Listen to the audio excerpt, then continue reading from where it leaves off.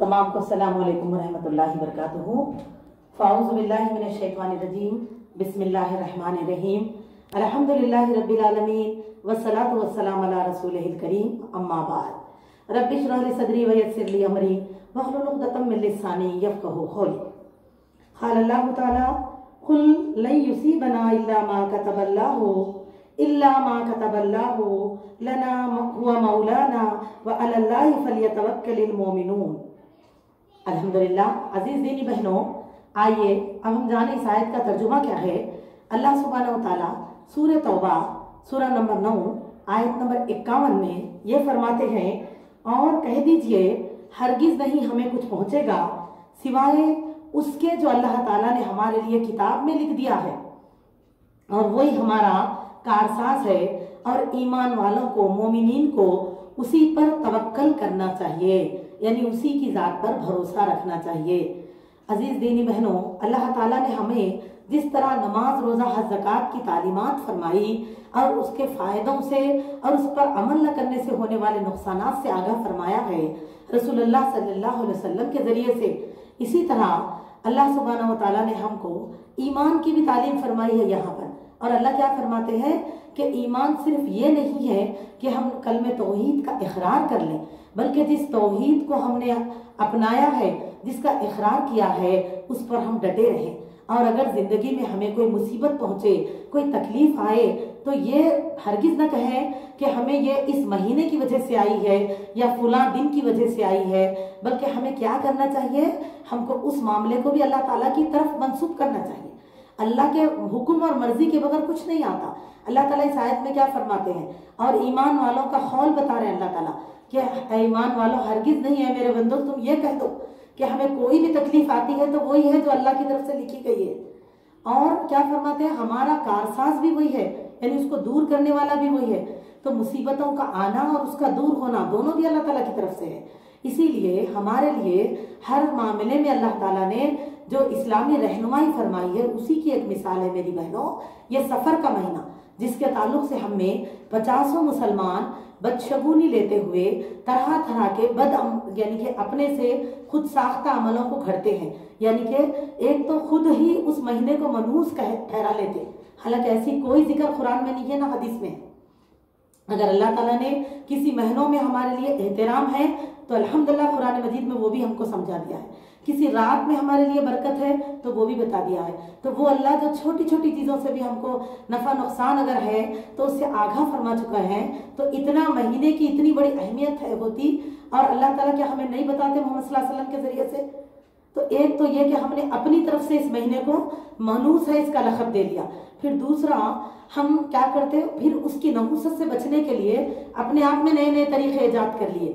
अब किसी ने सफ़र के 13 तारीख के दिन, जिसको 13 तेज़ी कहते हुए खुसूसी तौर पर सदक़ात निकालते देखिए, रात भर सिराने, 13 किस्म का अनाज, फुट्टे अंडे, और वो भी सदक़ात के अंडे कई दिन पहले बेच दिए जाते। अल्लाह अकबर।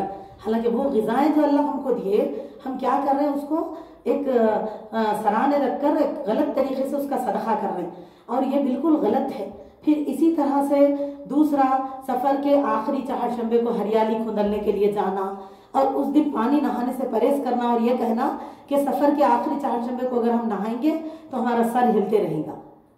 अल्लाह हिदायत दे मेरी बहनों।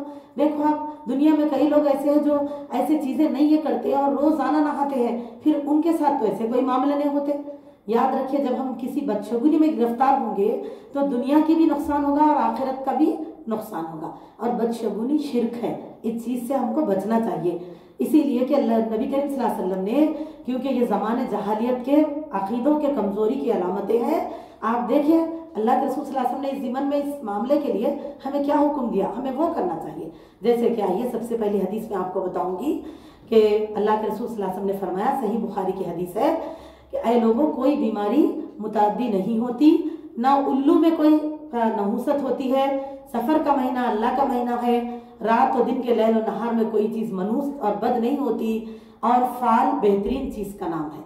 ये इसी तरह और एक हदीस है जिसमें रसूलुल्लाह सल्लल्लाहु अलैहि वसल्लम ने फरमाया, जो तिरमिज़ी से है, अल्लाह फरमाया, माह सफ़र की नहूसत कोई हकीकत नहीं, खासकर आप देखिए रसूलुल्लाह सल्लल्लाहु अलैहि वसल्लम क्या फरमा रहे, सफर की कोई नहुसत नहीं होती। अल्लाह ताला ने हर नफ्स को पैदा किया है और इसकी जिंदगी, उसका रिस्क और उसकी मुसीबतों को अल्लाह ने लिख दिया है।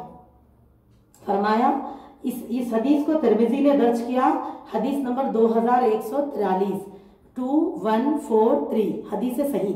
और एक हदीस है जो मस्नद अहमद से है, रसूलुल्लाह सल्लल्लाहु अलैहि वसल्लम ने फरमाया, जो शख्स किसी चीज से बदशगुनी को पकड़े, यानी कि बदफाली, गलत सोच में आके, शक में आके उस काम को रोक दे। कोई भी अच्छा काम करने जा रहे हैं, जैसा सफर पे जा रहे हैं, बिल्ली ने रास्ता काट दिया, नहीं जा रहे, रुक गए, बच्चों ने छींक दिया, वो काम करने से रुक गए।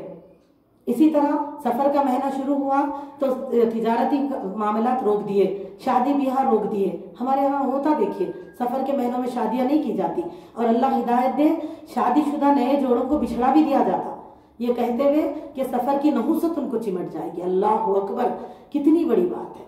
महीने अल्लाह की निशानियां हैं, अल्लाह ताला की तरफ से कायम करदा है, तो इस तरह कहना कितनी गलत बात है, ईमान की और अकीदे की कमजोरी है ये। अजीजों, इस तरह से हरगिज न कहें। और ये जो हम करते और अच्छाइयों को रोक देते, कोई नए घर बनाए तो उस घर में दाखिल नहीं होते। कई सारे लोग क्या करते, मुसीबतों को दूर करने हरियाली खुदलने चले जाते, महीने में सफर के बार बार सफर पे जाते कि मुसीबतें पूरे बाहर निकल जाते करते। तो अच्छाइयों को रोक के बुराइयों के जरिए से तोड़ना शुरू करते। तो आप सल्लल्लाहु अलैहि वसल्लम क्या फरमाते हैं, किसी चीज में बदफाली लेकर उस काम को रोक दे, अच्छे कामों को रोक दे, तो इसका मतलब क्या होगा, तो उसने शिर्क किया। आप सल्लल्लाहु अलैहि वसल्लम फरमा रहे उसने शिर्क किया। तो साहबा ने फरमाया, क्योंकि वो एहसास रखते थे शिर्क कितना बड़ा गुनाह है। अजीज, वो एहसास करें ये ऐसा गुनाह है जिसके साथ अगर इंसान मर जाए तो उसकी मगफिरत नहीं है, इसीलिए इससे तौबा करें और इस तक पहुंचने के हर जराए से बचे।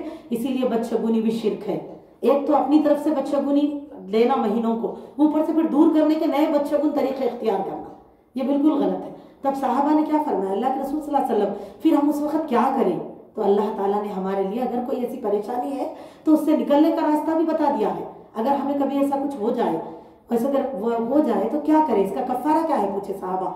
रसूलुल्लाह सल्लल्लाहु अलैहि वसल्लम ने फरमाया, अगर जब तुम में से किसी को बदशगुनी हो जाए, बदफाली हो जाए, तो ये दुआ पढ़ लिया करो, अल्लाहुम्मा ला खैरा इल्ला खैरुका वला तैरा इल्ला तैरुका वला इलाहा गैरुक।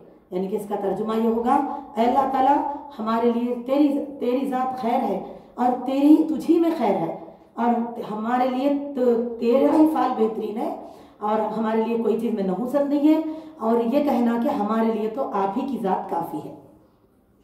हम अल्लाह ही पर अकीदा रखने वाले, भरोसा करने वाले हैं। इसका ये फ़ायदा होगा कि हमारा ईमान भी मजबूत होगा और हम बदशगुनी से, बुराई गलत कामों से बचेंगे। तो इस दुआ का एहतमाम करें, यहाँ तक कि दिल में से शक, वो डर ना चले जाए, क्योंकि कभी कभी होता है, हम इंसान बशर है मेरी बहनों, हम बचना चाहते लेकिन कभी कभी कुछ ऐसा होता, बार बार हमारे दिल में उसकी तरफ से शक आते रहता, डर होते रहता, बार बार हैबत शिकारी हो जाती। तो ऐसे वक्त इस दुआ का एहतमाम करना, ना कि कोई गलत तरीके इख्तियार करें। हाँ, और ये हदीस है, देखिए मस्नद अहमद से, हदीस नंबर 7045 7045 हदीस है हसन।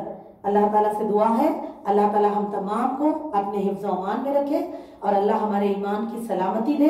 अल्लाह ताला हमको ऐसी बदशगुनियों से बचाए, शिर्क जैसे कबीरा गुनाह से अल्लाह हमको बचाए।